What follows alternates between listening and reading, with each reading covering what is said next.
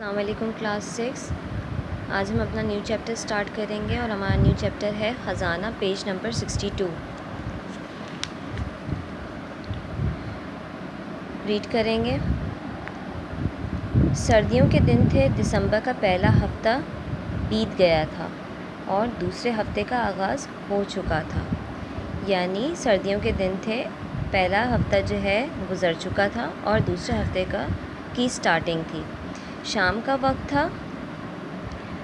دو شخص اس ویران مقام سے گزر رہے تھے جو دو شہروں کے درمیان واقع تھا۔ جس شہر سے آئے تھے وہ پرانا شہر تھا اور جدھر جا رہے تھے اسے لوگ نیا شہر کہتے تھے۔ ان دو اشخاص، یعنی شخص کی جمع، ان دو اشخاص میں ایک کا نام عامر تھا اور دوسرے کا فیاض۔ دونوں دکاندار تھے اور مہینے میں ایک بار کچھ چیزوں کی خریداری کے لیے شہر جاتے تھے۔ رات ایک سرائے میں بسر کرتے تھے۔ یہ سرائے نئے شہر سے کچھ فاصلے پر تھی۔ جن لوگوں کا ان دو شہروں کے درمیان آنا جانا رہتا تھا وہ رات عام طور پر اسی سرائے میں گزارتے تھے۔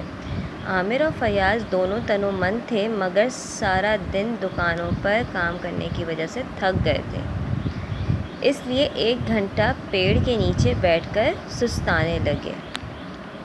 اچھا جی، یہاں پہ کن دو لوگوں کی بات ہو رہی ہے؟ عامر اور فیاض۔ یہ دونوں بہت اچھے دوست تھے، دکاندار تھے اور مہینے میں ایک بار جو ہے اپنے شہر سے دوسرے شہر جاتے تھے سامان وغیرہ کی خریداری کے لیے، ٹھیک ہے؟ اور رات ایک سرائے میں بسر کرتے تھے۔ سرائے کہتے ہیں مسافر خانے کو، ایک چھوٹا سا ہوٹل وغیرہ بنا ہوا ہوتا ہے جہاں پر رات گزارنے کے لیے جو ہے وہاں ٹھہرا جاتا ہے، ٹھیک ہے؟ زیادہ تر جو ہے وہ اسی جو ہے سرائے خانے میں اپنی رات بسر کرتے تھے۔ اچھا جی، سارا دن کام کرنے کی وجہ سے چونکہ وہ تھک گئے تھے بہت زیادہ، تو انہوں نے فیصلہ کیا کہ ہم ایک گھنٹے کے لیے پیڑ کے نیچے ہی بیٹھ کر سستا لیتے ہیں۔ آدمی بری طرح سے تھک چکا ہو تو فوراً سو جاتا ہے۔ جب ہم بہت زیادہ تھک جاتے ہیں تو ہمیں فوراً نیند آ جاتی ہے۔ یہی حال فیاض کا ہوا۔ فیاض کا بھی یہی حال تھا، وہ بہت زیادہ تھکا ہوا تھا، لہٰذا وہ سو گیا، گھاس پر لیٹتے ہی سو گیا۔ نیند میں اسے ایسا محسوس ہوا کہ اس کا ساتھی کسی سے باتیں کر رہا ہے۔ ابھی نیند اس کی آنکھوں میں تھی کہ وہ بیدار ہو کر بیٹھ گیا۔ بیدار کہتے ہیں جاگ جانا، ٹھیک ہے؟ اس وقت اس نے دیکھا کہ ایک بوڑھا آدمی اس کے قریب سے گزر کر درختوں کی ایک قطار کے پیچھے غائب ہو رہا ہے۔ اس نے کیا دیکھا؟ جب وہ اٹھا تو اس نے دیکھا کہ ایک بہت بوڑھا سا آدمی تھا، ٹھیک ہے، جو ہے اس کے پاس سے گزرا اور درختوں میں وہ غائب ہو گیا۔ اس نے اپنے دوست سے پوچھا یہ بوڑھا کون ہے اور اس نے عامر سے کیا کہا ہے؟ فیاض کے ذہن میں خیال آیا پہلے تو، پھر اس نے عامر سے پوچھا کہ عامر یہ بوڑھا تم سے باتیں کر رہا تھا؟ نہیں تو، ادھر آیا ضرور تھا۔ عامر کے لہجے سے صاف معلوم ہوتا تھا کہ وہ کوئی بات چھپا رہا ہے۔ عامر نے کیا بولا فیاض کو کہ نہیں تو، ادھر تو کوئی نہیں آیا تھا، ادھر آیا ضرور تھا لیکن مجھ سے اس کی بات نہیں ہوئی۔ تم سے کچھ نہیں کہا اس نے؟ پھر سے فیاض نے سوال کیا کہ تم سے اس نے کچھ نہیں کہا؟ عامر نے کہا بالکل نہیں۔ دونوں پرانے دوست تھے اور ایک دوسرے پر اعتماد کرتے تھے، مگر اس شام عامر اپنے دوست پر اعتماد نہیں کر رہا تھا۔ عامر نے اپنے دوست پر جو ہے بھروسہ نہیں کیا اور اسے بات نہیں بتائی۔ فیاض نے اصرار کرنا مناسب نہیں سمجھا۔ دونوں اٹھے اور سرائے کے اندر چلے گئے۔ کیا ہوا؟ پھر دونوں اٹھ کر جو سرائے یعنی مسافر خانے کے اندر چلے گئے، کھانا کھا کر اپنے بستر پر لیٹ گئے۔ عامر بار بار کروٹیں بدل رہا تھا۔ عامر کیونکہ بے چین تھا تو وہ کروٹیں بار بار بدل رہا تھا۔ فیاض کو یقین ہو چکا تھا کہ اس کا ساتھی کوئی خاص کارروائی کرنے والا ہے۔ کیا ہوا؟ اب فیاض کو جو ہے پورا پکا یقین ہو گیا تھا کہ کوئی تو بات ہے جو اس کو پریشان کر رہی ہے، تو یہ کچھ نہ کچھ تو کرنے والا ہے۔ وہ آنکھیں بند کر کیے اس طرح لیٹا رہا جیسے گہری نیند سو رہا ہو۔ فیاض نے کیا کیا؟ وہ آنکھیں بند کر کے خاموشی سے لیٹ گیا، ایسے کہ اس کو عامر کو لگے کہ وہ سو گیا ہے، ٹھیک ہے؟ اس کی آنکھوں میں نیند اترتی جا رہی تھی مگر وہ سونا نہیں چاہتا تھا۔ وہ یہ دیکھنے کے لیے بیتاب تھا کہ آخر عامر کرنا کیا چاہتا ہے اور وہ کون سا ایسا راز ہے جو وہ مجھ سے چھپا رہا ہے، ٹھیک ہے؟ فیاض یہ چیز جاننا چاہتا تھا کہ آخر ایسی کیا بات ہے کہ عامر مجھ سے چھپا رہا ہے، ایسا کون سا راز ہے جو وہ مجھے بتانا نہیں چاہتا۔ رات آہستہ آہستہ بیت رہی تھی۔ رات آدھی بیتی ہوگی کہ فیاض نے دیکھا عامر اپنی چارپائی سے اٹھا، اس کی طرف آیا، جھک کر اسے دیکھا اور یہ دیکھ کر کہ وہ سو رہا ہے دروازے کی طرف چلا گیا۔ کیا ہوا؟ عامر جب آدھی رات گزر گئی تو عامر اپنی چارپائی سے کھڑا ہو گیا۔ اس کے بعد وہ آیا، فیاض کو دیکھنے لگا کہ آیا وہ اٹھا ہوا ہے یا سو رہا ہے، اور اس کے بعد جب اس نے سوتا ہوا دیکھا فیاض کو تو دروازے کی طرف چلا گیا۔ دھیرے سے دروازہ کھولتا ہے، ایک بار پلٹ کر فیاض پر نگاہ ڈالتا ہے اور پھر چلا جاتا ہے۔ کیا کیا اس نے؟ بہت آہستہ سے دروازے کو کھولا۔ اس کے بعد اس نے پلٹ کے فیاض کو دیکھا کہ آیا وہ جاگ تو نہیں گیا۔ پھر اس نے دیکھا کہ فیاض سو رہا ہے تو پھر وہ کمرے سے باہر نکل گیا۔ یا الہی، یہ کیا ماجرا ہے؟ آدھی رات کو یہ کہاں جا رہا ہے اور کیوں جا رہا ہے؟ فیاض کا عامر کیونکہ فیاض کا بہت اچھا دوست تھا، لہٰذا اس فیاض کو پریشانی ہونے لگی کہ آیا ایسی کیا بات ہے کہ اس کے لیے یہ آدھی رات کو اٹھ کر سرائے خانے سے باہر جا رہا ہے۔ فیاض کے دل میں ایک کشمکش سی جاری تھی۔ جی تو اس کا چاہتا تھا کہ فوراً اسے آواز دے اور اس سے پوچھے یہ کیا حرکت کر رہے ہو تم، مگر اس کے ساتھ ہی اسے خیال آیا کہ دیکھوں۔ وہ اپنی چارپائی پر لیٹا رہا، مگر زیادہ دیر تک لیٹے رہنا اس کے لیے مشکل تھا، کیونکہ اب وہ اپنے دوست کے لیے بہت پریشان ہو گیا تھا، تو اس کے لیے اب لیٹے رہنا بہت مشکل ہو رہا تھا۔ بستر سے اٹھ کر اس نے کھڑکی سے باہر دیکھا تو اندھیرے میں کچھ بھی دکھائی نہیں دے رہا تھا۔ اس نے اپنے تھیلے میں سے ٹارچ نکال لی، چند منٹ کمرے میں ٹہلتا رہا۔ طرح طرح کے خیالات اس کے ذہن میں آ رہے تھے۔ سوچتا تھا اس بوڑھے آدمی نے اسے نئے شہر کے خاص دکاندار کا پتہ بتایا ہوگا جہاں سے اعلیٰ درجے کا سامان مل سکتا ہے، اور عامر رات کے اندھیرے میں چلا گیا ہے تاکہ صبح جیسے ہی اس کی دکان کھلے وہ ڈھیر سارا سامان خرید لے۔ یا یہ بھی ہو سکتا ہے کہ اس نے اسے کوئی اور بات بتا دی ہو، لیکن وہ بات کیا ہوگی اس کی سمجھ اسے نہیں آتی تھی۔ وہ رہ نہ سکا، ٹارچ جیب میں ڈالی، اپنے کمرے سے نکل کر سیڑھیاں طے کر کے نیچے آیا اور سرائے کے بڑے دروازے کی طرف جانے لگا۔ کیا ہوا کہ اس کو رات کو اس کو اس طرح کے خیالات آنے لگے، مطلب اس نے کچھ بھی برا نہیں سوچا، اس نے صرف اتنا سوچا کہ ہو سکتا ہے کہ اس بوڑھے نے کوئی ایسے خاص دکاندار کے بارے میں بتایا ہو جہاں سے وہ اچھا سامان لے سکے، لہٰذا وہ اسی لیے جلدی جلدی رات کے اندھیرے میں ہی نکل گیا تاکہ صبح جیسے ہی ہو اور دکان جیسے ہی کھلے وہ ڈھیر سارا سامان وہاں سے خرید لے۔ لیکن کچھ دیر کے بعد اس کو زیادہ گھبراہٹ ہونے لگی، تو لہٰذا وہ سرائے خانے کے دروازے سے باہر نکل گیا۔ سرائے کا بڑا دروازہ عموماً کھلا رہتا تھا کیونکہ بعض مسافر رات ہی کے وقت اپنے کمرے چھوڑ کر چلے جاتے تھے۔ سرائے کے اندر ہر طرف سناٹا چھایا ہوا تھا۔ سرائے میں کام کرنے والے اور سرائے کے کمروں میں رات بسر کرنے والے سب سو رہے تھے۔ ٹھیک ہے، بالکل سناٹا تھا، ہوٹل میں کوئی بھی نہیں تھا، سب سو رہے تھے۔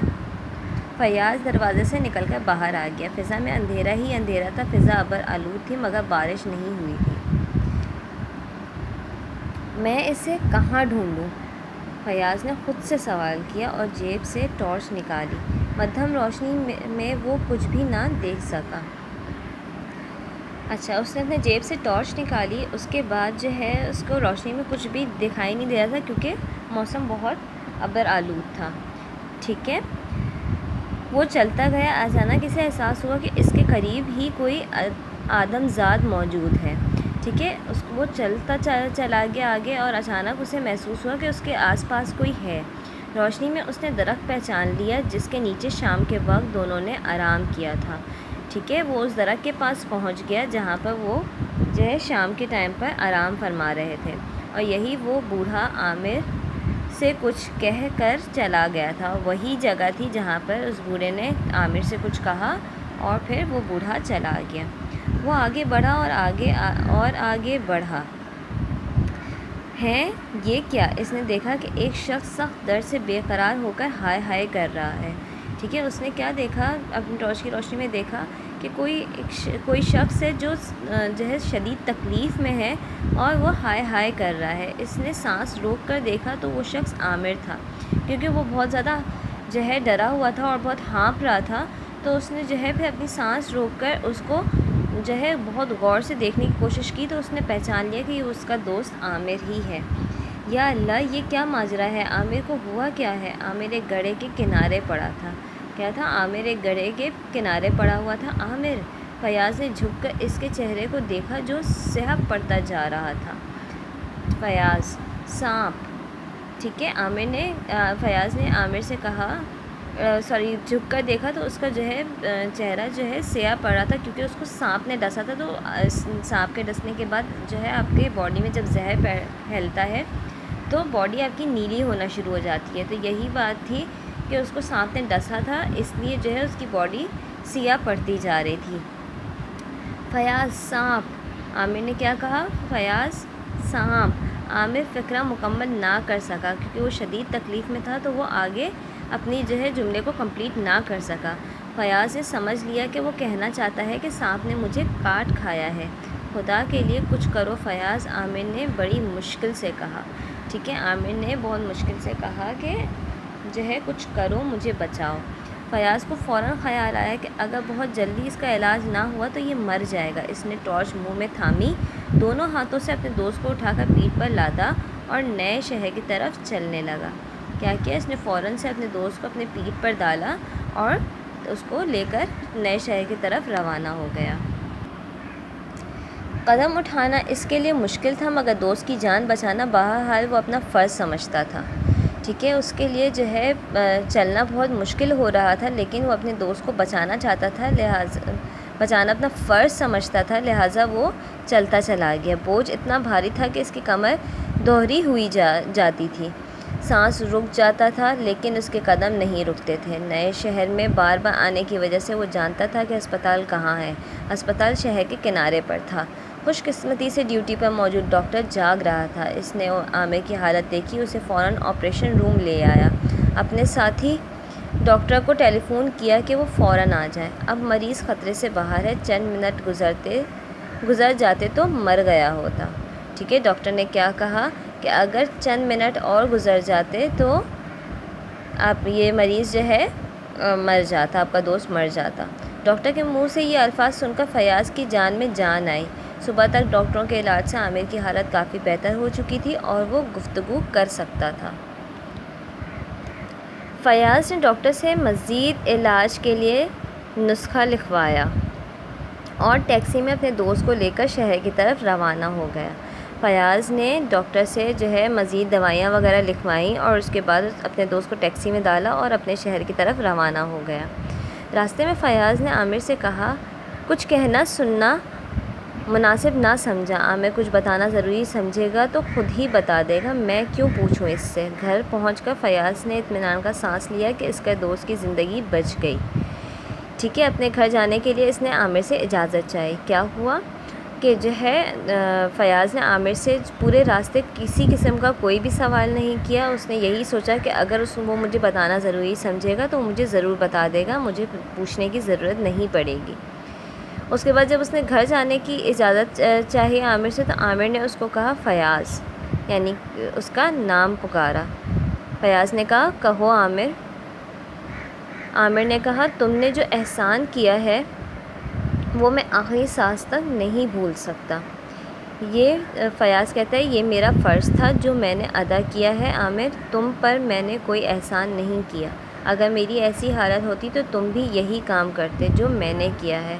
ہم دوست ہیں، کوئی غیر تو نہیں ہے۔ ٹھیک ہے، عامر اٹھ کر بیٹھ گیا۔ پھر فیاض، لالچ نے میری آنکھوں پر پٹی باندھ دی تھی، میں اندھا ہو گیا تھا۔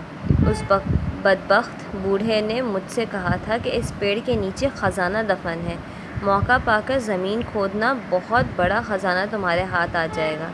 میں نے تو تم سے اس کا ذکر نہ کیا اور آدھی رات کو زمین کھودی اور سانپ نے کاٹ کھایا، تم رحمت کے فرشتے بن کر آ گئے، میری جان بچ گئی، ورنہ اب تک میرے بچے یتیم ہو گئے تھے۔ ٹھیک ہے، کیا کہا اس نے عامر نے ساری کہانی بتائی کہ ایک بوڑھا آیا تھا اور اس نے کہا تھا اس پیڑ کے نیچے خزانہ دفن ہے، تو جب تمہیں موقع ملے تو زمین کھود کر وہ خزانہ نکال لینا۔ ٹھیک ہے، اور اس نے یہی کام کیا، آدھی رات کو آ کر زمین کھودی تو اس کو سانپ نے کاٹ لیا۔ ٹھیک ہے، اور پھر وہ اپنے دوست سے کہتا ہے کہ اگر تم نہ آتے، تم مجھے نہ بچاتے تو میرے بچے اب تک یتیم ہو گئے ہوتے۔ عامر خاموش ہو گیا۔ یہ اللہ تعالیٰ کی بڑی مہربانی ہے، ہمارا اللہ تعالیٰ ہمارا اللہ تعالیٰ اپنے بندوں پر بڑا مہربان ہے۔ فیاض عامر بولا۔ پھر فیاض نے بولا کہو۔ عامر نے کہا کیا تم سمجھتے ہو کہ مجھے خزانہ نہیں ملا؟ فیاض حیرت سے اس کی طرف دیکھنے لگا۔ اب فیاض کو سمجھ نہیں آیا کیونکہ عامر تو سمجھ گیا تھا کہ بوڑھے کی بات، کہ بوڑھا بیسیکلی بولنا کیا چاہ رہا ہے، وہ کس خزانے کی بات کر رہا ہے، لیکن فیاض کو سمجھ میں نہیں آیا۔ یہی حالت عامر کی بیوی اور بچوں کی تھی، وہ بھی حیران تھے کہ یہ کس بارے میں بات کر رہا ہے، سب اسے بڑی حیرت سے دیکھنے لگے تھے۔ عامر نے کہا مجھے خزانہ مل گیا۔ فیاض حیران پریشان اسے دیکھتا رہا۔ پھر عامر نے کہا یہ ہے میرا دنیا کا سب سے قیمتی خزانہ، ایک سچا اور ہمدرد دوست دنیا کا سب سے بڑا خزانہ ہے۔ عامر نے فیاض کا ہاتھ پکڑ لیا تھا اور اس کی آنکھوں سے خوشی کے آنسو بہہ رہے تھے۔ کیا ہوا؟ عامر نے اپنے دوست فیاض کا ہاتھ پکڑا اور اس کے بعد اس نے کہا کہ یہ ہے میرے دنیا کا سب سے بڑا خزانہ، یعنی کہ ایک سچا اور ایک ہمدرد دوست دنیا کا سب سے بڑا خزانہ ہے۔ آپ اس سے ہر بات شیئر کر سکتے ہو، آپ اسے ہر چیز بتا سکتے ہو، وہ آپ کی ہر چیز میں ہیلپ کرے گا اگر وہ آپ کا سچا اور ہمدرد دوست ہے۔ تو لہٰذا ایک سچا اور ہمدرد دوست ہی دنیا کا سب سے بڑا خزانہ ہوتا ہے۔